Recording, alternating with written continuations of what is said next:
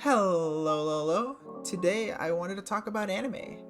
And for any anime fans who stumble across this video, I have a question for you. Do you still remember the first show you ever watched? The first show that set you up on this never-ending journey? The show that took away your anime virginity from you?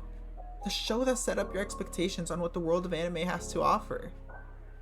Well, I do, and I just wanted to rant and talk about it today. So yeah, let's talk.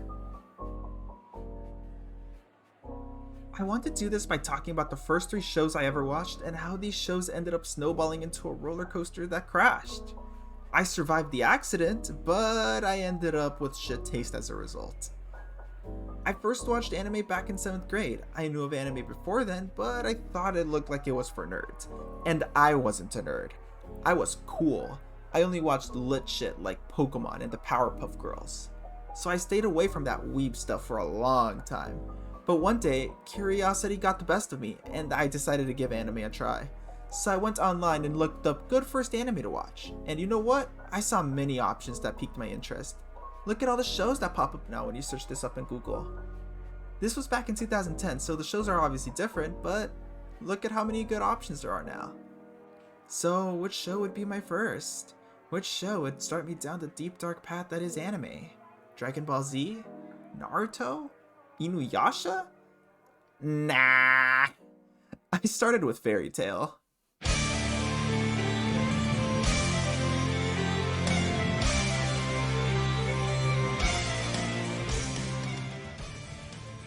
In particular, I started watching with the dub. I didn't even know that subs were an option. I remember seeing the image of the show and thinking, wow, this is what I will watch. This is the closest thing to the Powerpuff Girls. I watched it on some sus site and I'm pretty sure it gave my laptop a virus because I kept getting random notifications for things I didn't know about since then. Also, I didn't know what the community's opinion of this anime was, so I was heading into it completely blind. I didn't know what to expect. I had never watched an anime before, not counting Pokemon of course, so what did I think? I fucking loved it. My lonely ass cried every single time the power of friendship came in clutch for the main characters. I was like, oh my god, he was only able to do it because it was for his friends. Fucking awesome. I was obsessed and ended up watching whatever the dub had covered at that point. For those of you who care or know what I'm talking about, I caught up around halfway through the Tartarus arc. And then I realized that there's a sub option.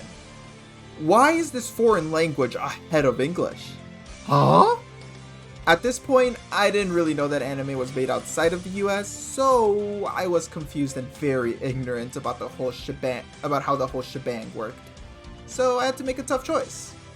Do I continue to watch in sub, or do I drop the show? Needless to say, I continued watching, and honestly, I learned a lot. I learned that the show has banging music, and I learned the importance of friendships. So I spent the next 2 years of my middle school experience having little to no friends.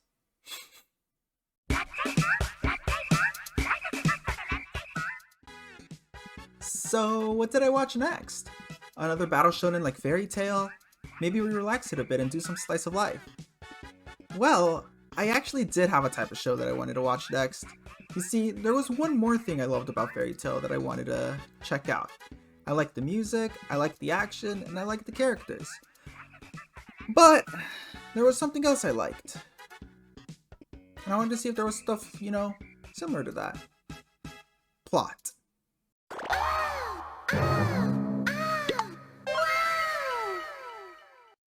Yes, Fairy Tail made me horny. Mind you, I think it's important to remember that I was like 10 or 11 at this point, okay? Something was bound to do this to me. It's just, unfortunate that it ended up being Fairy Tail. So I did some digging. Typed sexy anime in Google as you do, no incognito needed, looking for something to capture the same magic that Fairy Tail did.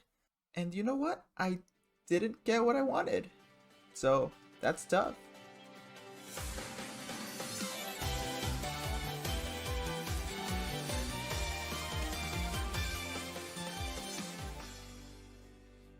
Yup. I ended up watching Nisekoi.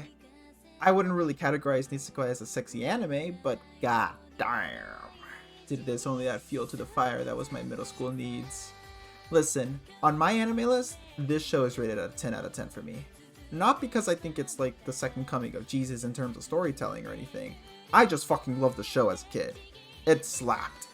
So much so that it ended up being the first manga I ever read. I caught up to it and read it weekly until it ended. I think it ended around 2016? I don't actually know.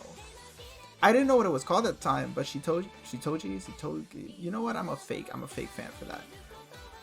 This girl, she was my first ever waifu. I was obsessed with her, and I was obsessed with the stupid key lock bullshit that they were trying to pull on me. I remember thinking back then, wow, Shitoji has the key to my heart. And I thought I was being so fucking smooth to myself.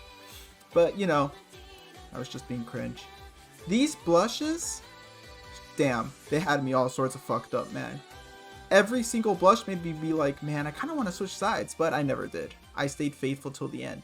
And honestly, this is the first hill I would ever die on. She's best girl and she deserved to win.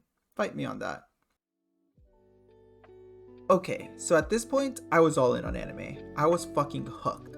Fairy Tail was hype and made me look up and learn about why I kept getting horny and boners while watching it. And while Nisekoi did not do that, it instead made me melt every time a girl blushed and made me root for someone to get the dub. When I finished Nisekoi's anime though, I was still high-key looking for a sexy anime, to say the least, like Fairy Tail.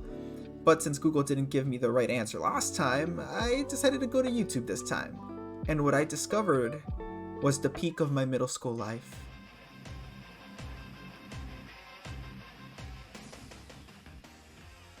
High School DxD was a fucking awakening, man. Middle school me had his eyes glued to my laptop. This is the anime that made me start keeping my bedroom door closed. While my student peers were out there discovering, this is what I had found in my endeavors instead. This was my.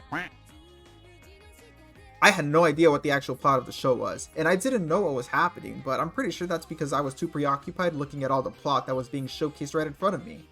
I couldn't bother with the unimportant stuff. This was me discovering culture. This was me discovering hentai. This was me discovering myself. Blonde and busty gets me lusty.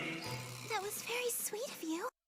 So yeah, those were the 3 shows that introduced me to anime. And what did I learn from watching these 3 shows? Well, for starters, that anime isn't for nerds, and it is indeed super cool to watch anime and read manga. No, but in all seriousness, I kinda mean it.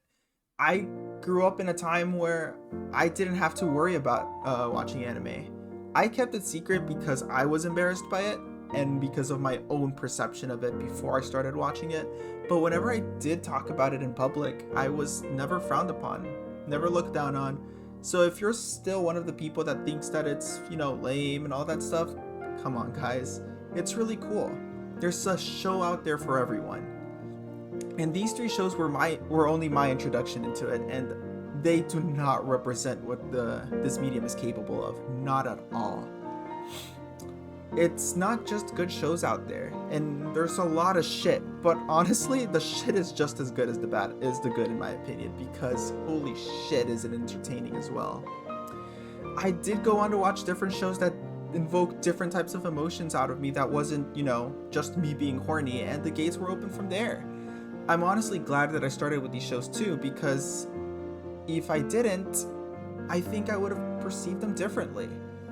I wasn't aware of the cliches when I first watched these shows. Raku was my first dense harem protagonist.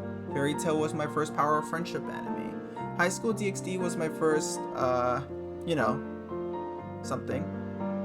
I don't think I would have enjoyed these anime the same way if I watched them for the first time today. I rewatched Fairy Tail and it doesn't really hit as hard as it did before, but it still holds a special place in my heart.